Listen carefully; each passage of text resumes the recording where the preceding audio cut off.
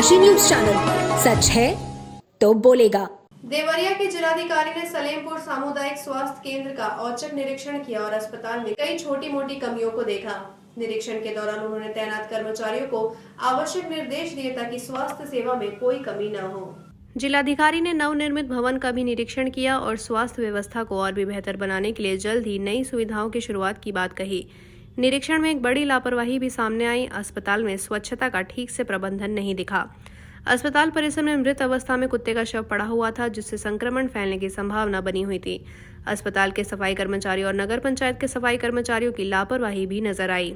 जिलाधिकारी ने इस संदर्भ में नगर पंचायत को उचित निर्देश देते हुए शव को जल्द से जल्द हटाने के लिए कहा।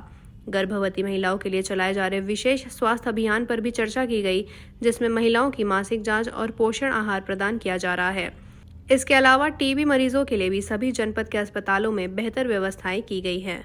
और यहाँ पे सर्वप्रथम पीएमएसए डे मनाया जा रहा है, जहाँ पे जितनी भी गर्भवती महिलाएं हमारी होती हैं उनकी विशेष जांच की जाती है। उनको हम लोग ORS और फल का वितरण भी करते हैं। तो बहुत अच्छा लगा मुझे देखकर कि बहुत भारी संख्या में महिलाएं यहाँ आई हुई थी अपनी जांच कराने के लिए, और ये जांचें नियमित रूप से आवश्यक है, जिससे जो हमारी गर्भवती महिलाएं स्वस्थ बच्चे को जन्म दे सके।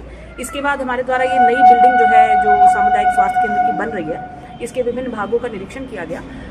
इसमें अब लगभग कार्य हमारा पूर्ण है, तो हमने CMO साहब को निर्देशित किया है कि जल्द से जल्द यहाँ पर अपनी पूरी शिफ्टिंग जो होनी है वो हो जाए, ताकि मरीजों को और बेहतर सुविधा हम उपलब्ध करा जा सके। इसके अतिरिक्त टीबी का हमारा 100 दिन का अभियान चल रहा है, जिसके अंदर हम जितने भी हमें रोगी मिल रहे हैं, हम निक्षय मित्रों के माध्यम से उनको गोद लेने का प्रयास कर रहे हैं, ताकि उनको आगे भी हम लोग ओरिएंटेशन भी दे सके, एक पोषण पोटली दे सके। उसके से ज़्यादा ज़रूरी है कि हम उनको एक ऐसा एहसास कराएं कि वो लोग इस दुनिया में अकेले नहीं हैं, और एक ठीक होने वाली बीमारी है, वो बिल्कुल पूरी तरह से ठीक होकर मुख्य धारा में जुड़ सकते हैं। तो उसी कार्यक्रम के तहत आज 11 हमारे जो रोगी हैं उनको निक्षय मित्रों के माध्यम से हमने यहाँ पे पोषण पोटली दी, और मुझे मेरी प्रार्थना है कि वो लोग सभी और बाकी भी हमारे रोगी जल्दी से जल्दी टीबी से मुक्त हो सकें।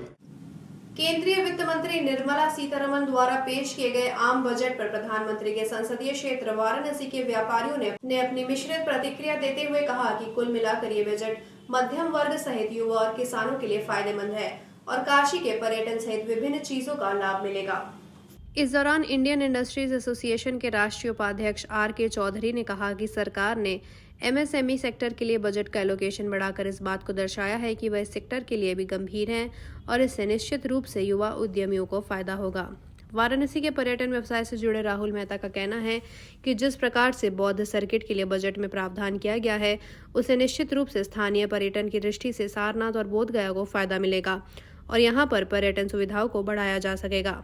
वहीं चार्टर्ड अकाउंटेंट की दृष्टि से विचार व्यक्त करते हुए चार्टर्ड अकाउंटेंट जय प्रदवानी ने कहा कि केंद्र सरकार द्वारा पेश किए गए इस बजट में मध्यम वर्ग को राहत देते हुए वाराणसी के पर्यटन को बढ़ावा देने का भी कार्य किया गया है।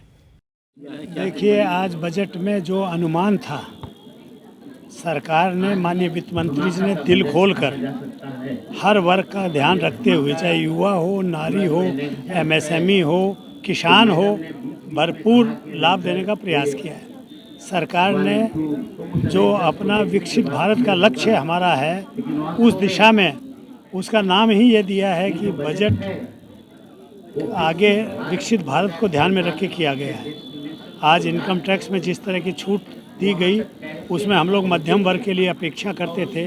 MSME में उन्होंने खूब छूट दी। किसान क्रेडिट कार्ड और MSME क्रेडिट कार्ड के लिए उन्होंने सीमा डबल कर दी।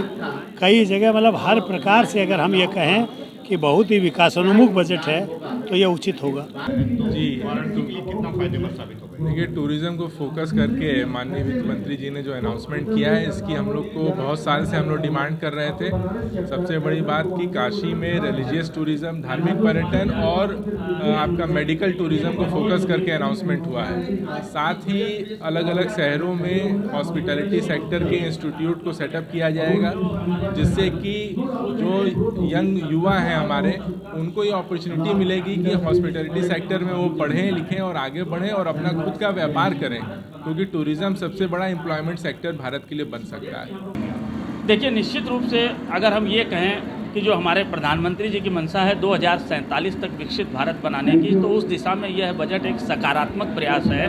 और यह बजट जहाँ गरीब, युवा, किसान और नारी का तो बजट है ही है, लेकिन साथ ही साथ हर वर्ग का ध्यान रखने का प्रयास किया गया है। मिडिल वर्ग को जो टैक्स की 12 लाख तक की इनकम पे टैक्स की छूट मिली है, इससे केवल मिडिल वर्ग ही लाभान्वित नहीं होगा, बल्कि उनके द्वारा उनका जब परचेजिंग पावर बढ़ेगा तो हमारे जो व्यापारी भाई हैं, जो उत्पादक हैं, निश्चित रूप से सबका लाभ होगा।